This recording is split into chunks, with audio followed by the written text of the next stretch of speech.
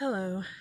So I'm nervous about doing this video because I'm gonna be, well, even more vulnerable than I was in the last ones, and I wasn't gonna do this until chapter 4, but signs keep saying do it now, so I am. First, if you want to help support me in doing these videos, and so I have time to do these videos, and in my writing, you can go to my Patreon account, which the link will be down below, and I'm going to post my writings. If you're a patron, you can see them before everyone else, before I put them on Tumblr. So I mentioned in my other videos that I've forgiven everyone that's ever done anything that I talk about in the videos. And it's not like I can never be triggered by anything, like, especially if someone does something messed up. That's when I sometimes will get triggered by something. But for the most part, I just don't think about it. I don't care. I'm just like, it's the past. There was something I was supposed to learn.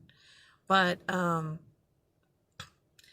anyway, some of my beliefs of the world, the universe, the way things are what helped me to be able to feel that way or be like that. It's kind of always come kind of natural for me to forgive people. If something happens, I get pissed off like right away, and then I'm over it. But anyway, so a while back I was married, and my husband and I were separated, and so I was really emotional and trying to do my homework and stuff like that. Decided to go to the gym, and I started thinking about my best friend at the time and how much love I had for him, and I started crying. And I started wondering, like, why do I love him so much? And then I started thinking about, like, why are we attracted to the people that we are attracted to? And started thinking about, like, how it's been said that, like, people are a reflection of us and stuff like that. And wondering what that meant. And I was partially thinking about that because I had just got done reading the story of Narcissus, and for school. And in that story, Echo falls in love with Narcissus, and Narcissus is like, and like runs away from her. And later he's either hunting or running or whatever, gets tired, decides to stop by a lake to take a drink, and he sees his reflection, and he falls in love with his reflection. But then when he goes to touch his reflection, it like disappears when you touch water, right? So he longs for his reflection and is in love with his reflection and dies desiring his reflection. It turns into a flower. But I was thinking about that, and so I get to the gym, and I turn on my music, and I wasn't really paying attention to what I chose, but I chose Arcade Fire's Reflector album to listen to, and I started listening to it, and then immediately I was like, wait, because I started listening to the lyrics, and then I was like, oh my God, they're talking about what I'm thinking about. So I started reading the lyrics. And the first lyrics to the song are, trapped in a prism of light, alone in the darkness of white. And I started thinking we feel alone, but we're not really alone because we are the light. So I was just interpreting things in my mind as I'm listening to the lyrics to the song and reading them. And another part of the lyrics is, thought you would bring me to the resurrector. Turns out it was just a reflector. And then it just, how it's like we feel alone, we don't want to be alone, so we look to other people to kind of save us in a way. And I'm not saying everyone does that, but I'm just analyzing things. And so I'm like thinking about that and listening to the music, and then I started reading like the whole album, and I thought, I was looking at the picture too on the album. I'm like, oh, that's like some kind of Greek statue or something. And I was reading Greek mythology, and he didn't realize that what he was looking for, what he was in love with, he had already. It was him. And so I was like thinking about that. I'm like, that's what like, people got this wrong. It's not about narcissistic or anything. I'm like, it's that he had already within him what he was looking for, and he didn't realize it. And then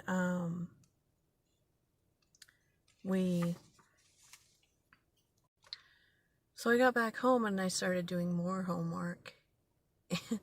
And I got even more into it. Our professor had us read the prologue to The Alchemist by Paulo Coelho. And there's a story in there about Narcissus by, I don't know how to say these names, but Caravaggio or something.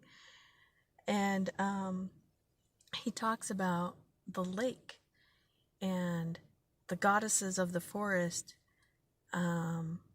found, the freshwater lake had transformed into a salty tears, a lake full of salty tears. And they asked the lake, why do you weep? And the lake said that she weep for Narcissus. And they were like, oh, yeah, he was so beautiful, you miss looking at him, because Narcissus was a beautiful person. And this was the lake's response. I weep for Narcissus, but I never noticed that Narcissus was beautiful. I weep because each time he knelt beside my banks, I could see the depths of his eyes, my own beauty reflected. So what Narcissus was going through, the lake was going through for Narcissus. But what the lake was missing, as well as Narcissus, was that what they were in love with was contained within them. It was themselves. And they couldn't see it internally. They were projecting it outwards and trying to reach for something that they already had. So I thought this was cool, and the good suppressor that I am, I wasn't focused on that, oh, I love Stefan, because like this wasn't a new thing. It was something that I just, every time it'd pop up, I'd push it away.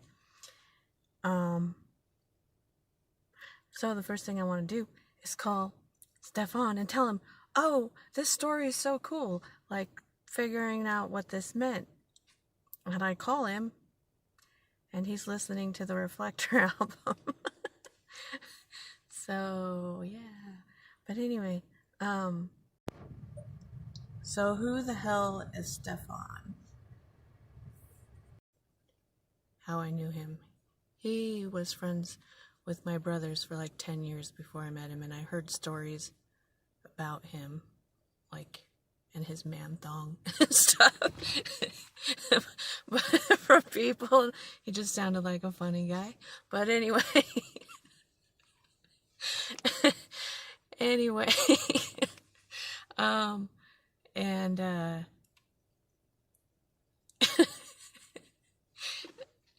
so Sorry. But anyway, I had moved around to different different cities, different things like that. And I moved back here where my parents were and some of my brothers and sisters. And back in 2011 is when I moved back. And anyway, so I was over at my brother Julio's house. And he came over. And when I met him, it was weird because, like, I kind of felt like I was going to pass out when I met him, because it was like I immediately felt love for him. Like, this is how I describe it. It was like someone I already knew that I loved and hadn't seen in forever. And that's how I felt. And it was so weird. And like, so it just like shocked me. I felt shocked. But that was how I remember. And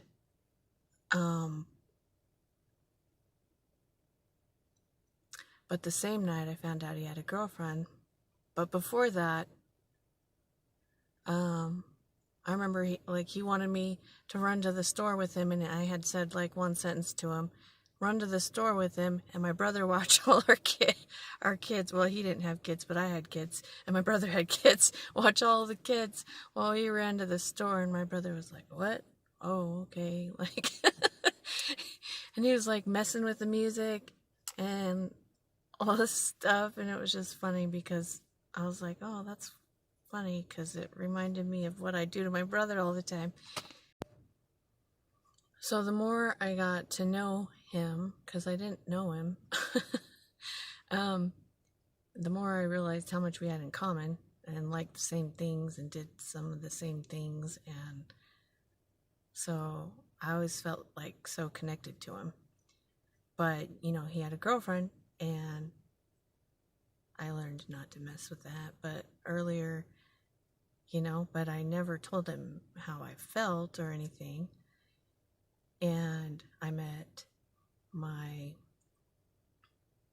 husband that I was married to at the time when I was having these thoughts, through him. It was his friend. And dated him and fell in love with him. But those feelings for Stefan were always there. I just pushed them down. As a matter of fact, one of the first conversations I had with my husband was how much I loved Stefan. And this was when me and Stefan were friends. Yeah, I had those feelings for him, but I knew that I couldn't be with him, so I just was going to love him as a friend. Like, that's what I decided to do. But I remember, like, me and my ex-boyfriend, he's actually dead now. But anyway, we would talk for hours and hours, and like every day we would Skype, like sometimes for like 8 hours. But I remember, like, towards the end of us breaking up, like, even, you know, I hadn't seen Stefan in a couple of months at one point. He was getting himself into some trouble. But anyway, he wanted to hang out, and, like, I just dropped everything to go hang out with him. And it made me, like, and I had, like, one of the funnest nights I've ever had with him, actually. But, sorry. But he, like, it just made me think, like, oh, I'm supposed to marry this guy in Chile, and I would rather just go hang out with Stefan than see him or talk to him. Like, I just would drop everything to go hang out with him. So it made me question, like, what am I doing, kind of thing. And then when my boyfriend in Chile, he just all of a sudden stopped talking to me one day. And I was all heartbroken over it, like really, really, really heartbroken over it. And I'm just like, well, why? I'm the one who thought that first. Well, at least I was already thinking about it, because I was like, why am I doing this if I would rather go hang out with Stefan? Like, I shouldn't be with someone if I would rather go hang out with him. And but anyway, and then I thought about when I was dating my ex-husband, and there was a time when Stefan was like over at our house, and he was just talking. He was upset, and he made this comment, that he was a weird guy, and he is a weird guy, but that's okay. But he's a weird guy, and not a lot of girls would want to date him. And not that he was like looking for someone to date, but like he was talking about like just himself. And like, I was, with my ex-husband at the time, but I wasn't married to him yet. And like, I just felt like I got punched in the chest, and I wanted to like slap the thought out of his head. I was so upset over that, but I didn't say anything or like express anything. I was just like, I felt like my nostrils were flaring because I was holding it all back. And then I felt guilty, because I'm like, why did that affect me so bad? And like, I was sitting next to my husband. That was one of the times I was just like, it came up, and I was like trying to suppress it. And then I can name a lot, but I'm not going to name a lot. But,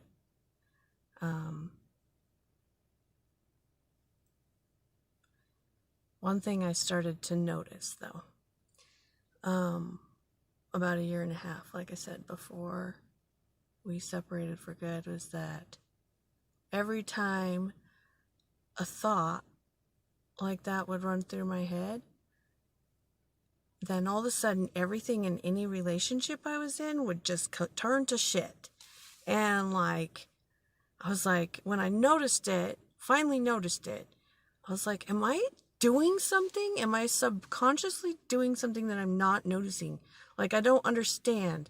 And so, but I sit there and like go over what happened, and like, I really wasn't doing anything like physically, like,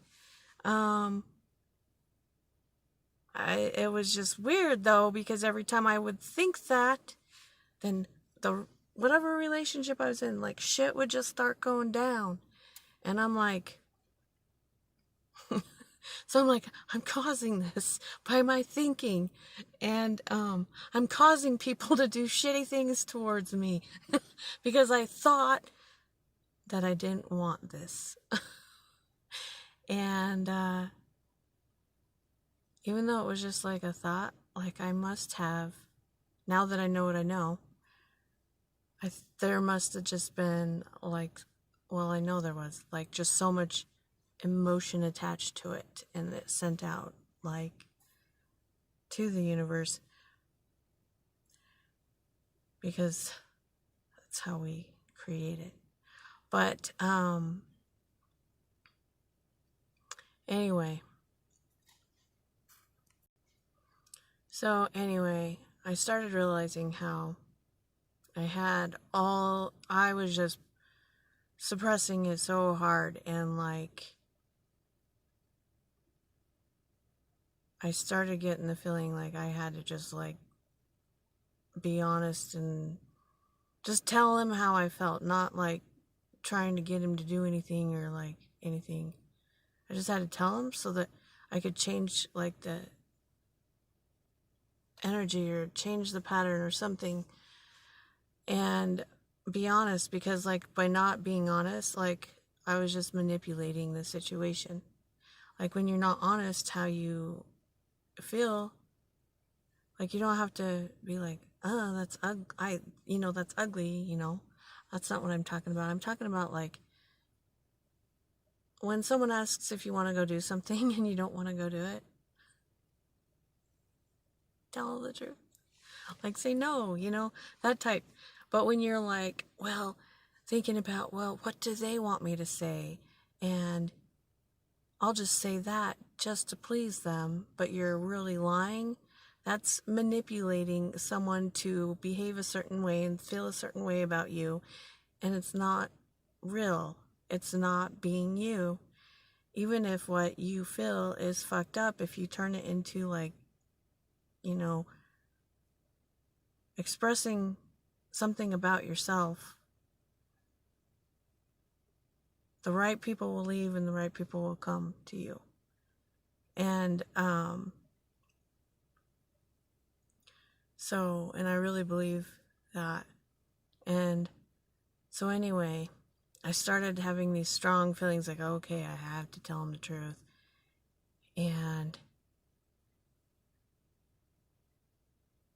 I felt like that was an answer. One of the answers I was getting was that that's something I needed to do. And I didn't want to do it because knowing Stefan, I was like, he's not going to talk to me. He's not going to hang out with me because he's just a very loyal person, And he would think that, I don't know, I just thought he would think that I was trying to get him to like leave his wife or whatever, And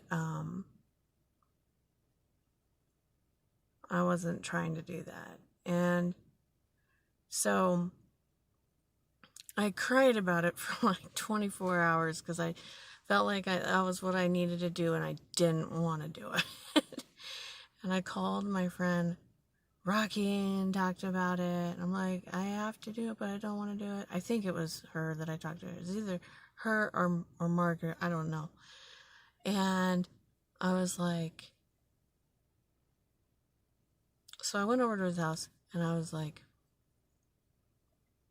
I started to just mention it at some point. I was like, said something about liking him before I dated my husband. And he got really weird and uncomfortable and said that was inappropriate for me to say. And so when I went home, I was just like, fuck you. Intuitional bullshit. I'm just crazy. And I'm like, I'm not fucking doing that. And then a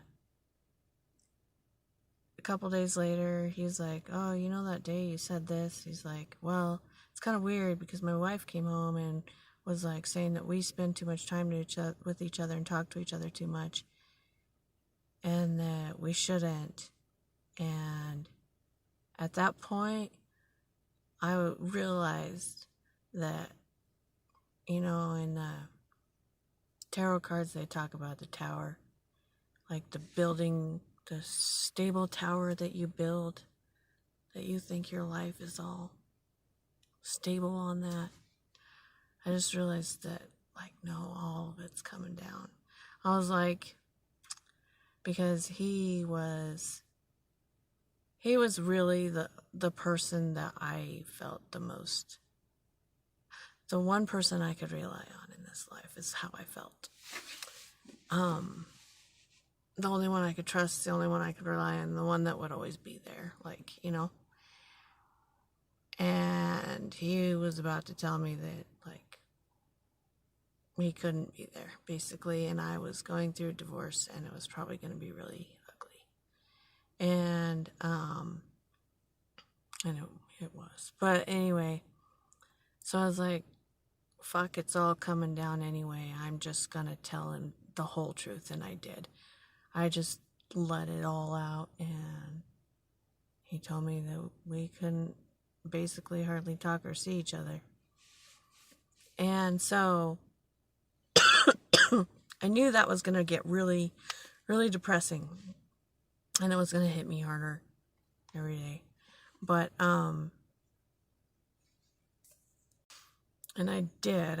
Besides all the stuff I was going through with my divorce, and I started getting really fucking depressed. Like,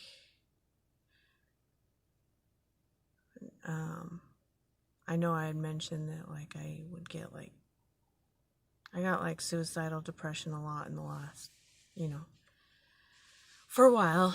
And, but anyway, at one point I was like, I need some, like, altered state of mind therapy. Because it does help. And, so I went over to Margaret's house and told her I wanted to lay on her couch and think and look at stuff in the dark. And so I laid on her couch, and it was dark in that room. There was a Christmas tree in the corner, and there was a kitchen hooked to the room, and the light was on in there, but there wasn't a light in the room I was in. And I laid there. And I watched the Christmas tree, and it, started morphing around, and then I started seeing all the geometrical patterns and shapes and light. And the more I looked, it started to turn into like pixels or sand, until it was like all just kind of gone. And it was like I was looking at space with no stars, is what it felt like to me. And it's like I all of a sudden felt like I was in two places. Like I was sitting on the couch watching this happen, and then in what was happening, feeling what was happening. And so anyway, I felt like what I would describe as like what people describe God to be, because I felt like I was everything, but there was nothing that I could see. And I felt like powerful, not like powerful in like over people or anything, but like powerful, like I could do or create anything I wanted. And I was just sitting in that, and then like light, it was like light started to like kind of condense and like wavy, and it was like a white bluish light, and like it started to take like kind of condense into a place to take like form, and it was like taking human form out of light, and then it was like forming me, like I was forming me into like a body of light. And as it was doing this, I was feeling it and watching it. And then I watched as like at the top of the head, like it split down the middle, like about halfway, like to the waist, into like two mirror images of light, and I was the mirror image of light. And it's like I turned to look at my mirror image, and I was totally expecting to see my mirror image.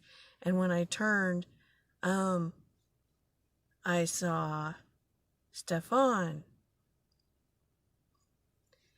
And I was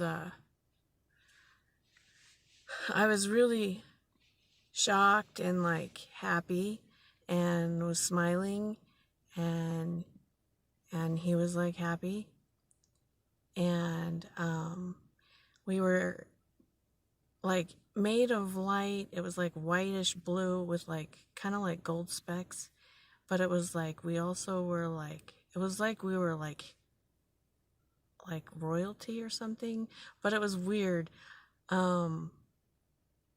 Like even it was like we were kind of like, what is that word called? Adorned and like royal stuff, but it was made of light too. But the thing that stood out the most was like he had like this eye on his head, his forehead, and it reminded me of I had to look it up because I didn't know the name of it, but the Eye of Horus on his forehead. And but it was like we were like happy and smiling and laughing, like we were excited for like what we were gonna do. And I know this probably sounds nutso, but anyway, this is what I saw. And it was like we were gonna create the universe. And there was just so much stuff I got from what I saw, and it's like you can't get it from just hearing the story. I have to explain it. But anyway, so okay, so it was like reality was like, I might have to use my hands to explain this, but it was like we were still stuck together at the waist watching, and we made like this, and we made like reality, and it was like a ring of like a life existence, and it doesn't even, like, it wasn't clear if it was like several lives or one or what, but it's like we split to go on this ring around, like this ring, like this, like we were going the opposite direction and then coming back at the end of the ring, like, because we were watching it and doing it, and but it was not like we were just like going on a ring. It was like our lives. And I saw people that are in our lives, like I saw my ex-husband like intersecting both of our sides of the ring, like saw where they were, he was interacting with like him, and where he was interacting with me, and like all these people that we know, and it's like it was like all these rings like all intertwined with each other, and it was like lives, and sorry, but the rings were like, it was kind of like we were going on this ring to come back at the end, and like for instance, my ex-husband, okay, he was on this ring that intersected both of our lives, but like the intersections where people came in, they were pushing us in line with the ring, and so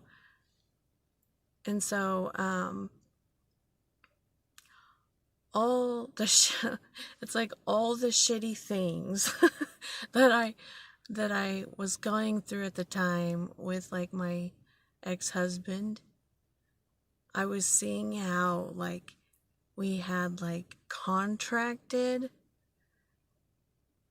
for him to do those things to push me in line with my ring, like the ring, and it went like both ways, like it was like a exchange.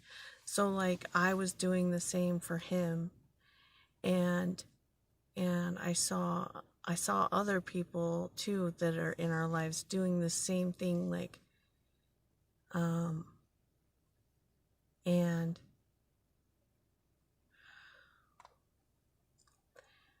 it,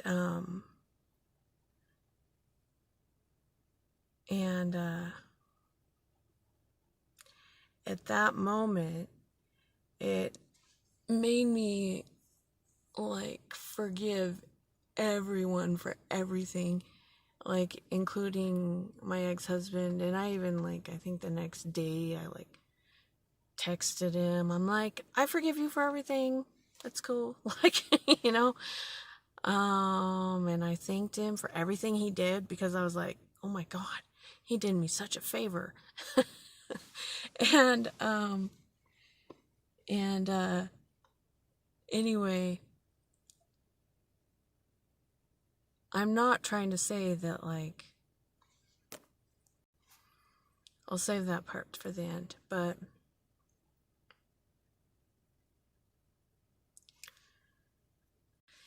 anyway, so there was a lot of things that in seeing this play out that I, like, understood. And I was still sitting on the couch in Margaret's house.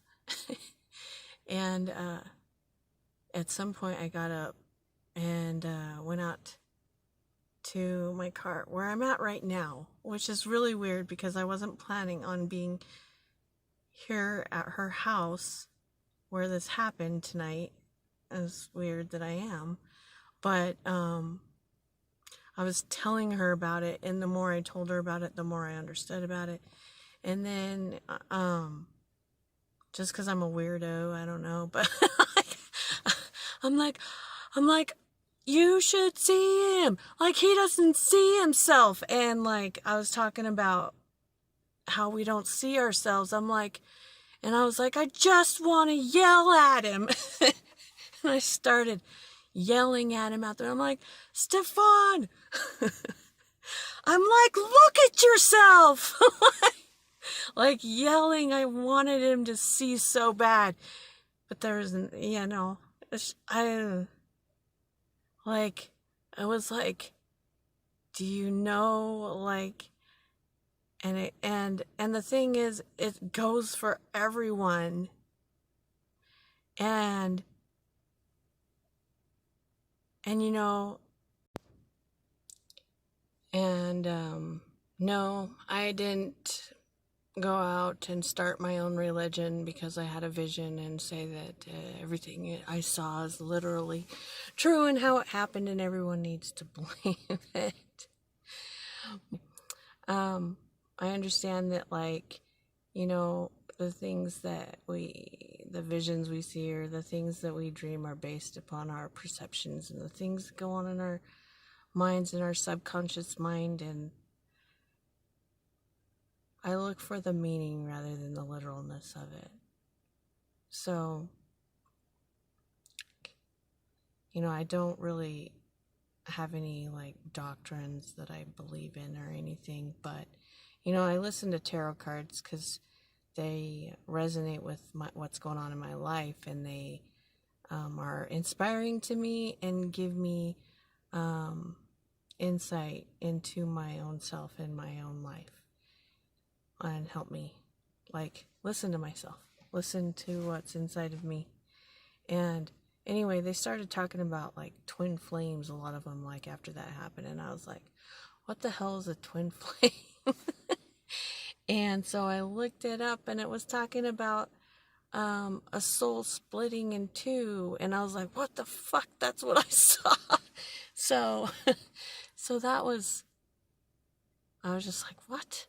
Like, and it just, but I didn't take it as like, oh, that's how, like I said, that was like the beginning of that dark night of the soul that I went through. And I didn't know what a dark night of the soul was either. When I was going through it, I started looking up what I was going through, and then ran into that term. So I think that my vision was a way for my higher self, or the universe, or whatever you want to call it, but it was its way of showing me that whatever I did affected Stefan, because we were on that same ring, and that and then everything we did affected everything because we were all interconnected. And when you think about the protons being entangled, you realize that everything we do is interconnected. It's kind of like Indra's net of jewels, you know, the net with the jewel on every intersection, reflecting every other jewel. Alan Watts, he described it in a way of a multi-dimensional spider's web with dewdrops on it, and how within every dewdrop it reflected every other dewdrop, and that reflected every other dewdrop into infinity. And so it's like all of it affects all of it. And because of that, so I realized that, like, you know, the patterns, when I was understanding the patterns being external and internal, I started thinking about, like, what I want and why I want it. Because we all want stuff because of some kind of feeling that it produces within us. And I started asking myself, okay, so if I want this, why? What do I feel like? And what can I do personally? Because we can't control, I mean, we don't control other people and, you know, and stuff. So it's like, what can I do that makes me feel that feeling?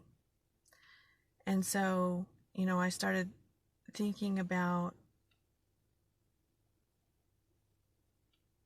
what I want, like what gets me excited, and that's why I'm doing these videos and writing. And I started doing that. The more you do that, the more you feel in love with life itself, and the things that you have to do every day. Well, you don't have to, but you know what I mean. Like, if you're gonna go grocery shopping or work or clean or whatever, you know, it's like you start to enjoy everything more. And when you think about that, it's like, even when you're, you know, when people fall in love in the beginning of the relationship, it's like you're just excited about everything because you're in that space. Well, but it doesn't take anything or anyone to put you into that space. But anyway, so anytime I've been just wanting anything, like, I'm just trying to think of an example of something that I want, but if it's not something I can just, like, you know, go buy with all the money I have. But anyway, I've been asking myself internally, like, how do I get that? Like, one thing is I wanted my house clean. And I haven't had a lot of time to clean it, and trying to get other people to clean it, yeah, that's what I'm talking about. You can't make other people, you know, do things. But so I started, okay, I want my house clean and organized. So I then started thinking, well, what can I do? I'm like, okay, well, I can make time, organize my time more to make time to clean and organize in there. And I've been doing that a little bit. But then I was like, okay, internally, I need to organize my time and organize, like, how I'm doing what I'm passionate about, which is like this book. So I started organizing that because I wanted my house clean. I know that sounds weird, but I'm just saying. But so that's what I've been doing, like cleaning a little more, organizing my time, cleaning up my mind. And then I had a friend call me and ask if she could clean my house for some money when I get my student loans. So, and now it's really clean and I love it. And the other thing was that of forgiving people. If I were in that space where I was at, in that vision, like, there's nothing that anyone could have done that I would have been upset about, as far as, like, upset at them, because it's like, I understand that, okay, it's being brought into my life for me to learn something, to stay on my path, to learn something about myself. And so I'm been asking, because I've been remembering that, I've been asking myself more, why is it here? So when I have a kid being a smart ass at me, I'm like, instead of ooh, getting that anger, like, why is this here? I'm looking at it like that. And because the other thing too, it's like,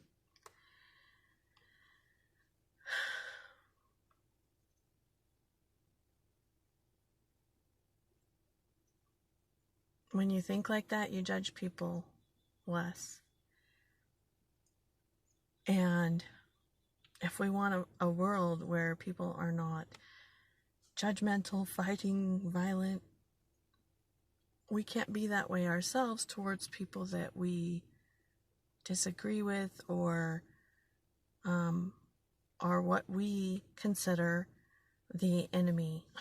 And anyone that I would say that we consider the enemy is like someone who does something that we feel like they did something wrong to us. That's our enemy. But if we can think of it as, instead of that person did that, that person took that from me, why is that in my reality? And reflect upon what's going on in here. How did it be attracted into your world? I think that we'll find something out about ourselves that we maybe didn't see before. And it helps the entire universe because, again, we're all connected. And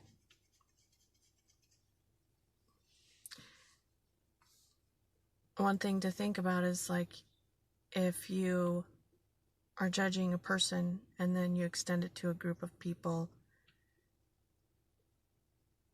and you believe that about people in reality, and you look at it that way, because, like, someone could come up and punch you in the face, and we could look at it like that son of a bitch, like, sit there and judge them and all of that. Or we could be like, that person punched me in the face, like, not deny that it happened, but why is that in my reality? And that there are consequences, for our actions. That's how we learn. But we can have compassion on that person, because that person is going to learn something from that event as well. And it's kind of like, in parenting classes, if you take parenting classes, they always tell you never give out punishment when you're mad, and always do it out of love. Like, all the consequences should be out of love. And it's like, well, why don't we do that with our, like, criminal justice system with other people? Like, the way it's set up now, most people just go in there to learn how to commit crimes better. And they treat you like shit a lot of the times. I know people personally that have gone through some of the systems, and I've gotten so mad at the stories. And again, me just saying they is putting them in a group as the enemy. So I did what I'm just saying, trying to say would be better if we didn't do. But I'm just saying, if we could have compassion on those people and realize that the goal is to not have those actions happening to people, we would realize that, okay, that person, what does that person need to be able to change how they view the world? And having people judge them and treat them like shit is not usually going to wake them up in that way. Usually they form enemies against the police, or whatever becomes the enemy. And So that was something that I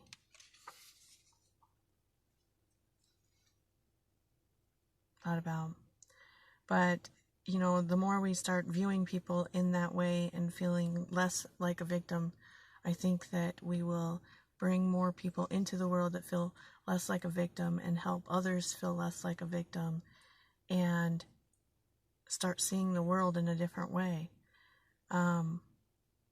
And as far as being lonely and feeling like you need something to fill the void,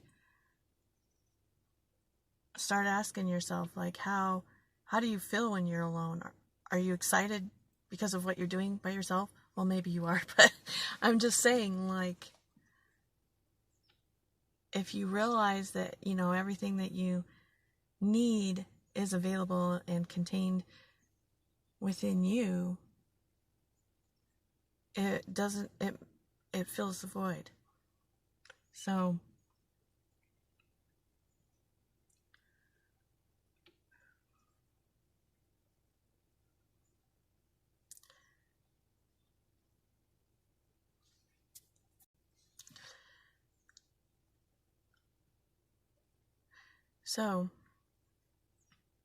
I'm going back and looking at the stories of my life,